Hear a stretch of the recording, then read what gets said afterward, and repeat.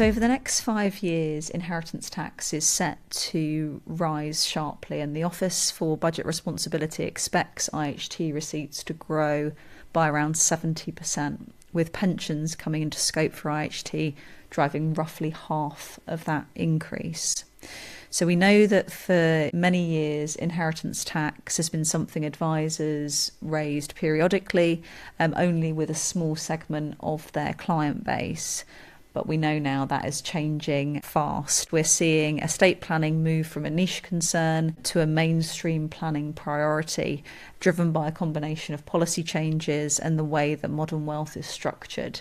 And the result is we're seeing more clients needing advice, earlier conversations, and a much bigger role for tax-efficient solutions. So now tell us what's been happening in pensions in particular in relation to inheritance tax. A lot of change, as you mentioned there.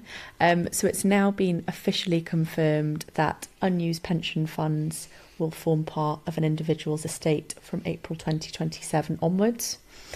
And this really impacts legacy planning because historically unused pension funds would have been inheritance tax efficient. So advisors are now having to reassess the role of pensions within estate planning conversations. And how big of an opportunity do you think that this is for advisors moving forward? As we currently stand, 42% of household wealth is held in pensions. So bringing that into the estate almost doubles the inheritance tax exposure. And I guess what that means more broadly is that more and more clients are going to fall into this inheritance tax net. And inheritance tax isn't just going to be for the super wealthy anymore. It's going to be more of a mainstream tax. And I guess the good news is it's still a voluntary tax with the right planning in place.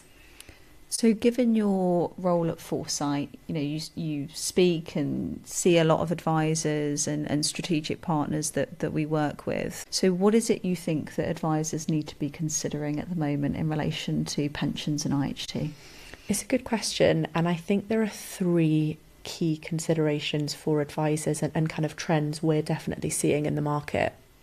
The first one is, have your clients utilised their tax-free cash? So we're seeing a lot of clients take their tax-free cash and reinvesting it into inheritance tax mitigating strategies. We're also seeing clients generally review their portfolios and looking for liquidity elsewhere. So an example of that would be ISAs. Most advisors will already know that ISAs are great for accumulation, but when it comes to wealth transfers, they're terrible. So they're transferring that wealth, so from their ISAs into other inheritance tax mitigating strategies again. And then I guess more broadly, we are seeing quite a lot of liquidity being invested into business relief strategies. And that's simply for the speed and access that it provides. And then more specifically using insured business relief strategies to effectively mitigate that risk of the client dying before April 2027 when those changes come in. Okay. We know that a lot of our advisors have already taken action in this area, but there's definitely those that haven't. What have you seen advisors doing planning-wise in this space over the last few weeks and months? So I think the key thing is reviewing a client's plan, and this isn't going to come as a surprise, but we've just spoken about more and more clients falling into this inheritance tax net, and it's the advisor's responsibility to identify that exposure and ensure that there are solutions in place to make sure that they're preserving that family's wealth. And I guess the other key thing to mention is that there's a really big opportunity here for advisors.